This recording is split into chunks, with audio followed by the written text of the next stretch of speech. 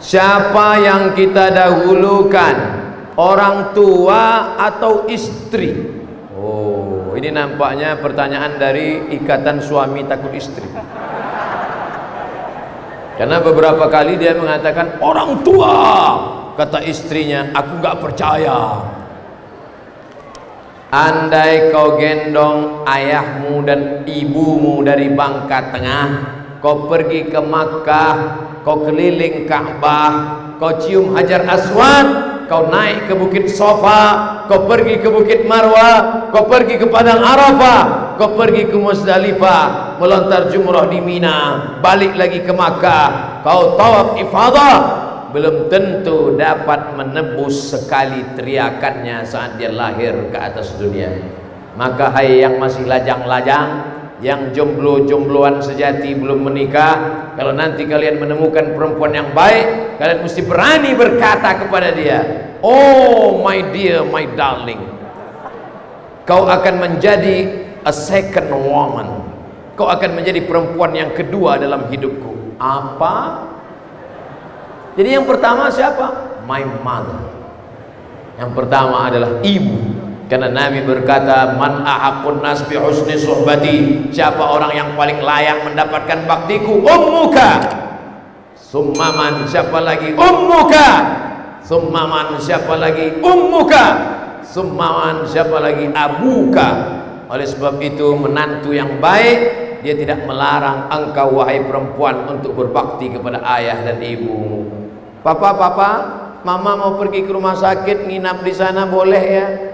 Jangankan kau nginap semalam, sebulan pun kau pergi, karena kau ketemu aku setelah kau dewasa. Adapun emakmu, 2 jari tapak kakimu, sejengkal panjangmu, digendongnya engkau. Berapa kali dia tidak jadi tahajud gara-gara engkau? Berapa kali dia tidak jadi sholat duha gara-gara engkau? Pergi kau rawat ibumu di sana, tapi jangan lama-lama, aku takut nanti berpaling ke lain hati. Begitu kalau dapat menantu yang soleh. Makanya ibu-ibu, carilah menantu yang soleh-soleh yang ada di dalam masjid ini saat ini. Nih, banyak nih. Yang senyum yang belum nikah aja. Yang udah anak 3 senyum juga. Boleh. Tabassumika fi wajhi akhika shadaqah. Senyummu ke wajah saudaramu adalah sedekah.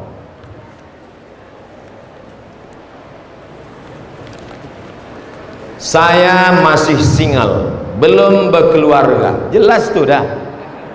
Tak perlu kau katakan 2 kali, aku faham. Saya niat mau hijrah Pak Ustadz. Mantap. Ini momen hijrah. Yang pakai sabu-sabu, hijrahlah. Yang minum khamar, hijrahlah. Yang pacaran, hijrahlah. Selama ini bingung kapan momennya ya. Aku mau taubat sebenarnya, terus nunggu tanggal merah. Inilah momen hijrah. Betul-betul hijrah. Mudah-mudahan kita semua betul-betul hijrah tahun ini. Dalam Islam kan zina dilarang Pak Ustadz. Betul, dilarang. Kecuali disertasi yang terbaru, katanya boleh. Kalau kita mau milih pasangan tanpa kenalan gimana Pak Ustadz? Ta'aruf. Datang ke kiai. Ini ketua PCNU ada. Datang ke ketua MUI. Datang ke Habib. Stok mereka banyak.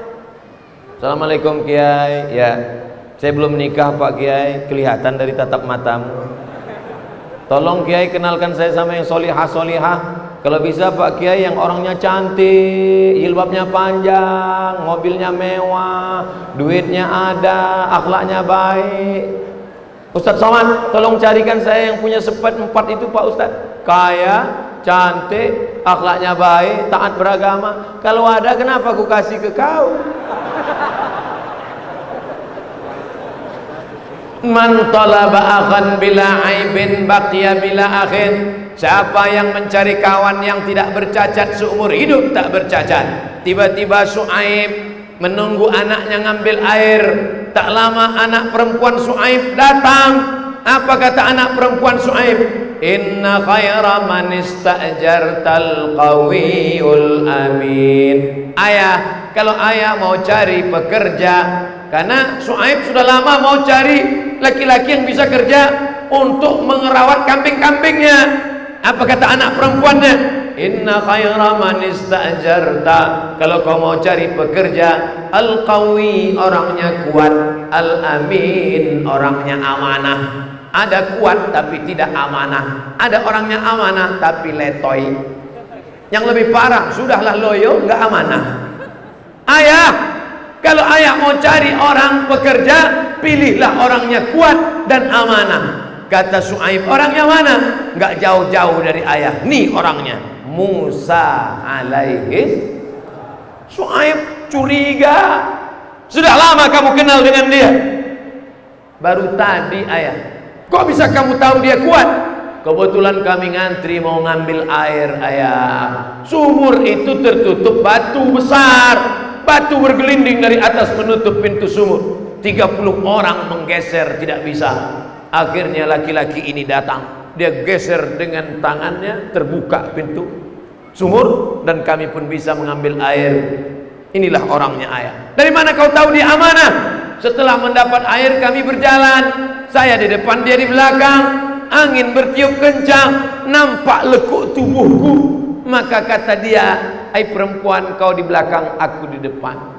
Amanah, nggak perlu kenalan lama, sudah tahu kuat dan amanah. Oleh sebab itu banyak orang pacaran 2 tahun, 3 tahun, 5 tahun, tapi tak tahu apakah dia kuat atau amanah. Ternyata semuanya penuh dengan kepalsuan, pencitraan, kebohongan.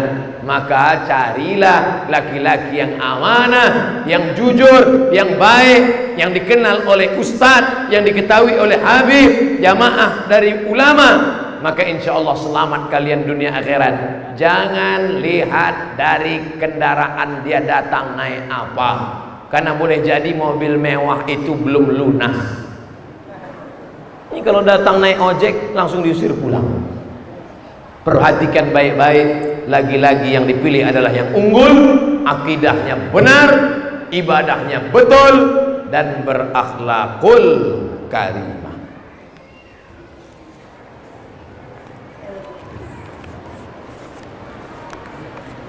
Apa maksud kalimat ini? Man arafa nafsahu faqad arafa rabbahu. Man arafa nafsahu, siapa yang kenal dirinya, arafa rabbahu, maka dia kenal Rabbnya, Allah Tuhannya.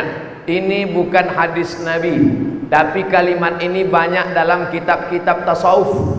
Kata Imam As-Sakhawi sezaman dengan Imam As-Suyuti, maknanya siapa yang kenal dirinya hina, taulah dia Allah yang maha mulia. Siapa yang kenal dirinya miskin papa, kenallah dia Allah yang maha kaya. Siapa yang kenal dirinya tak punya apa-apa, kenallah dia Allah penguasa langit dan bumi beserta isinya. Bagaimana cara mengenal Allah? Dengan cara mengkaji sifat 20 tauhid ahlus sunnati wal jamaah, aqidah asy'ariyah.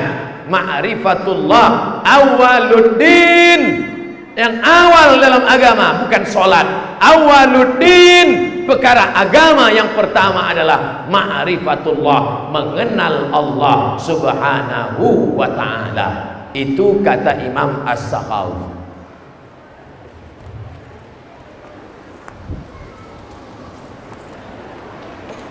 Saya mau tanya, seorang perempuan saat itu masih berstatus istri orang. Perempuan statusnya istri orang.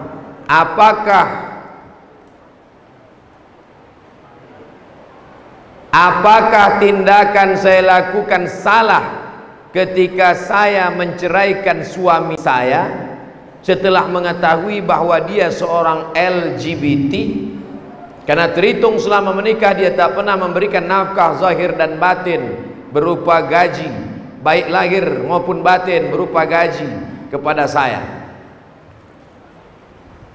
Boleh jadi dia menikah dulu karena ingin taubat berhenti dari LGBT. Maka ketika langsung kau gugat dia pengadilan, dia bukannya malah sehat, makin dahsyat homonya, karena dia sudah putus asa. Oleh sebab itu laki-laki yang tidak memberikan nafkah pada istrinya, nama penyakitnya inin, impotensi ataupun tak berselera, kepada perempuan, maka dia diberikan masa namanya al-uyub al-musawwahah, penyakit-penyakit yang membolehkan perempuan menuntut cerai, berobat selama setahun, baik karena maaf impoten maupun karena kelainan seksual atau karena jatuh lalu uratnya putus, maka dia diberi kesempatan berobat selama setahun. Bawa ke ustadz-ustadz supaya diruqyah. Masa homo obatnya ruqyah? Kisah nyata yang cerita ke saya Ustadz Saifullah, Ustadz ruqyah. Ternyata ada homo setelah diruqyah sehat. Rupanya yang mengganggu dia selama ini setan LGBT. Iya, jadi setan ini rupanya juga ada yang homo dan lesbi. Oleh sebab itu maka pengobatan alternatif dengan cara ruqyah, bukan dukun, bukan minta pada jin, mohon barakah daripada habaib para kiai supaya didoakan. Bismillahirrahmanirrahim, bismillahirwafi, bismillahirkafi, bismillahirmuafi, bismillahilladzi la yadurru ma'asmihi syai'un fil ardi wala fis sama. Tak tahu tak dari mulut yang mana doa itu dikabulkan. Selama setahun itu kau sabar-sabarlah wahai perempuan. Tapi setelah setahun tak juga sembuh, sekarang kau punya hak. Kalau laki-laki menceraikan namanya tolak, kalau perempuan menggugat namanya khulu, kalau hakim yang memisah namanya fasakh. Sekarang dia tidak menggugat, tapi engkau yang menggugat. Saat itu kau tulis pengaduan ke hakim, ini tidak bisa memenuhi kewajiban. Tapi rupanya selama setahun itu tumbuh bunga-bunga kasih sayang dalam hatimu. Akhirnya kau tambah masa untuk mengobatkan dia. Maka ini baik. Andai sudah setahun tidak juga ada kesembuhan dan engkau mengadu ke hakim, maka pun juga tidak berdosa karena sudah dibenarkan oleh hukum syariat Islam. Jangan merasa berdosa pada perbuatan yang bukan dosa. Jangan merasa beramal pada perbuatan yang engkau belum beramal. Karena merasa berdosa pada perbuatan yang bukan dosa, merasa beramal pada perbuatan yang bukan amal, itu adalah kerja setan. Hati-hati, setan berbisik pada orang yang jahil padahal sudah benar, tapi dibuatnya engkau merasa bersalah, merasa berputus asa. Kerja setan memang mengajak orang untuk putus asa dari rahmat Allah Subhanahu wa ta'ala. Ustadz, boleh nggak minta diijazahkan semua ceramah dan buku-buku dari Pak Ustadz? Ajaztukum jami'a marwiyati wa muallafati wa muhadarati. Saya ijazahkan semua buku-buku, 37 masalah populer, 99 tanya jawab sholat, 33 tanya jawab kurban, 30 tanya jawab puasa, 66 tanya jawab umrah, 35 riwayat tentang sakratul maut, ijazatan ammah, asa ayyam fa'ana fid daraini, mudah-mudahan bermanfaat bagi kita semua dunia dan akhirat. Ini yang paling panjang, entah pertanyaan entah curhat. Di kalangan masyarakat sebelumnya tidak banyak yang kenal saya, tidak banyak yang saya perbuat di masyarakat. Tahun 2019 saya mengikuti pemilihan anggota dewan dan menang, alhamdulillah. Tapi kemenangan saya peroleh dengan cara money politik, menyiram duit. Apakah yang saya peroleh itu haram Pak Ustadz? Satu, la'ana Rasulullah sallallahu alaihi wasallam ar-rashi wal murtashi. Rasulullah melaknat orang yang menyogok dan orang yang menerima sogok. Orang yang menjual anggur, kurma, gandum, di luarnya kering, di dalamnya basah, lalu Nabi memasukkan tangannya ke dalam. Ma hadza ya sahibat ta'am. Hei penjual makanan, ini kenapa di dalam ini basah? Kata yang jual makanan, asabahul matar, kena hujan, basah di dalam kena hujan. Pembeli tidak tahu, maka kututup dengan yang kering di luar. Apa kata Nabi? Man rasyana falaysa minna. Siapa yang menipu, siapa yang bohong, bukan golongan kami. Kalau sekedar jual makanan saja menipu sekilo 2 kilo bukan golongan Nabi, apalagi sampai menipu orang banyak. Yang ketiga, hasil dari yang haram maka juga haram. Naha Rasulullah SAW an thamanil kalbi wa mahril baghi wa hulwanil kahin. Nabi melarang hasil jual beli anjing, hasil prostitusi WTS PSK, hasil dukun, karena yang tiga ini haram. Anjing haram, PSK haram, dukun haram, hasilnya juga haram. Maka yang diperoleh dari yang haram, hasilnya haram, dimakan. Ayyuma lahmin, setiap daging di badan, nabata min haramin, tumbuh dari yang haram, fannaru aulabi, tempatnya api neraka. 4. Hasil haram diberangkatkan orang pergi haji umrah, hasil haram dibangunkan ke masjid surau langgar musalla, hasil haram dibelikan beras kasih anak yatim fakir miskin. Innallaha thayyibun, Allah maha suci, la yaqbalu illa thayyiban, Allah tidak menerima kecuali yang suci-suci saja. Anfiqu, berinfaklah, anfiqu, berzakatlah, anfiqu, bersedekahlah, min thayyibat, yang baik-baik, karena yang tak baik tak diterima Allah. Apa kata Imam Abdul Wahab Asy-Sya'rani dalam kitab Tanbihul Mughtarrin? Tanbih, peringatan, mughtarrin, orang-orang yang tertipu dengan harta, tertipu dengan jabatan. Dia sangka baik, padahal sedang mencuci dengan air kencing. Mencuci. Kamu lagi ngapain? Nyuci. Kamu lagi ngapain? Nyuci. Nampaknya bersih, nyuci, tapi sedang mencuci dengan air kencing. Kain yang dicuci dengan air kencing, maka kain itu najis, tak bisa dibawa untuk menghadap Allah Subhanahu wa ta'ala. Yang terakhir, yang kelima, hasil dari yang haram masuk ke mulut lewat lidah. Lidah makan haram, tak mungkin didengar, dikabulkan Allah. Rajulun as'as, ada orang rambutnya kusut, berdegu, naik tangannya ke atas berdoa, ya Rabb, ya Allah. Apa kata Allah Subhanahu wa ta'ala? Doanya tak dikabulkan. Mat'amuhu haram, makanannya haram. Masrabuhu haram, minumannya haram. Malbasuhu haram, pakaiannya haram. Wa ghudhiya bil haram, disuapkan ke mulutnya makanan haram. Mudah-mudahan kita selamat dari yang haram ini insyaallah. Amin ya rabbal alamin. Sallallahu ala Muhammad, sallallahu alaihi wasallam, sallallahu ala Muhammad, sallallahu alaihi wasallam.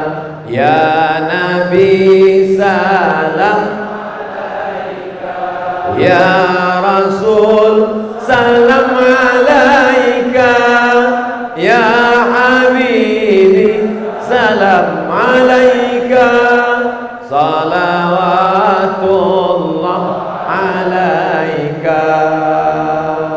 Inna Allah wa malaikatahu yusalluna ala nabi, ya ayyuhalladzina amanu sallu alaihi wa sallimu taslima. Allahumma salli ala sayyidina Muhammad wa ala ali Muhammad. Allahumma salli ala sayyidina Muhammad wa ala ali sayyidina Muhammad. Allahumma salli ala sayyidina Muhammad wa ala ali sayyidina Muhammad. Allahumma inna natawassalu ilaika bijahi nabiyyika Muhammad sallallahu alaihi wasallam wa alihi